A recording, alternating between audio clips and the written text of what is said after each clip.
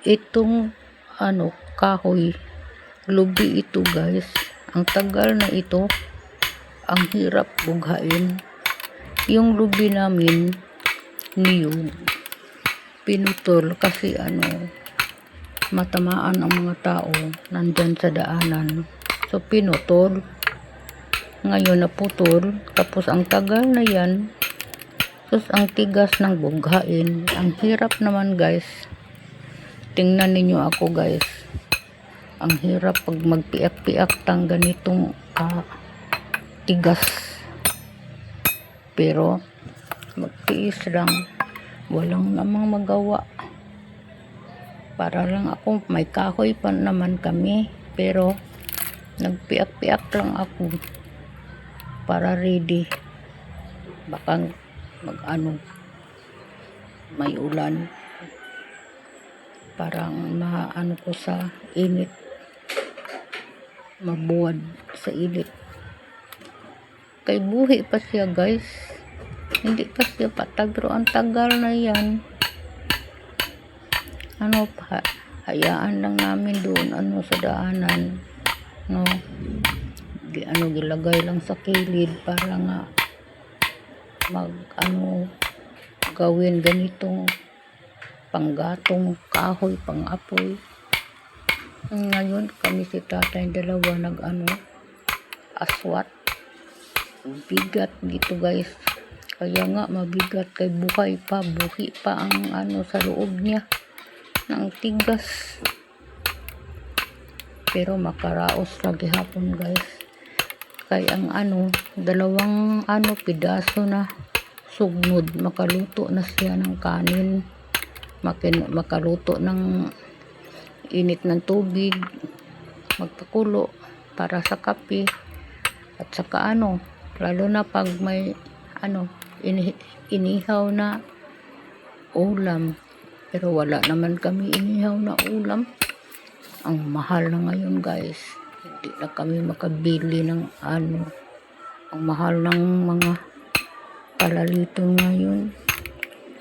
Sobra kamahal. Ito pinutol ko ang tigas yan.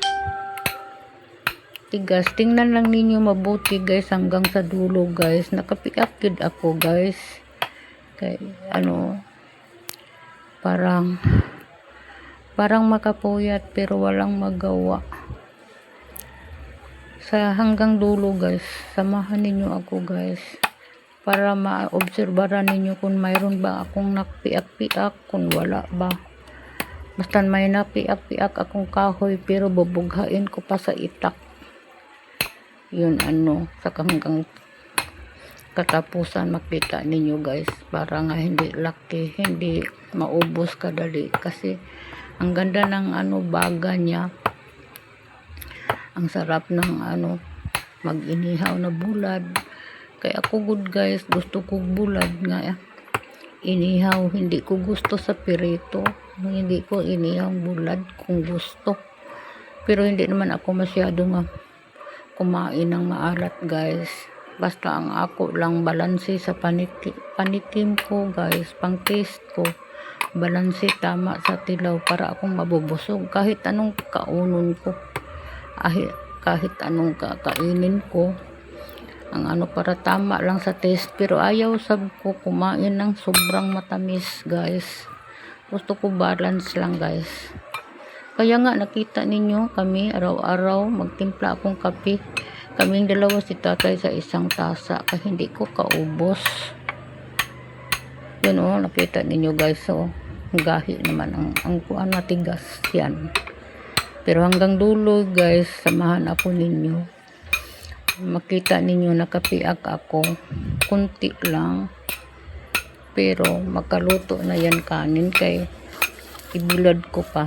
Tapos magpiak-piak ko ng itak. Silsil ko yan. Silsil yan ang ginamit ko at saka maso. Yun maso yan. Bigat. Pero walang magawa kasi tatay mayroong ginawa. Yung naghawak sa cellphone ko ganina si tatay.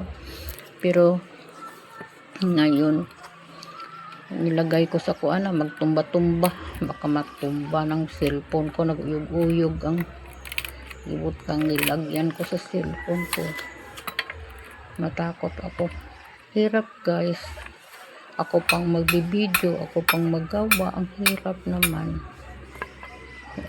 Kaya nga makita ako ninyo, palagi lang akong may video sa loob ng bahay kasi makalagay na akong maayos sa loob ng bahay, pero doon sa labas ang hirap, walang maghawak. Gusto kong magbibideo kung anong gawain ko, hindi naman ako makavideo. Sabing tatay, so kaya bayaan lang yan, kaya may trabaho puno daw siya, hindi siya magbibideo sa akin. Pero sagdi lang, okay lang guys. Kana yan guys, yung ginawakan ko, i-akon ko pa na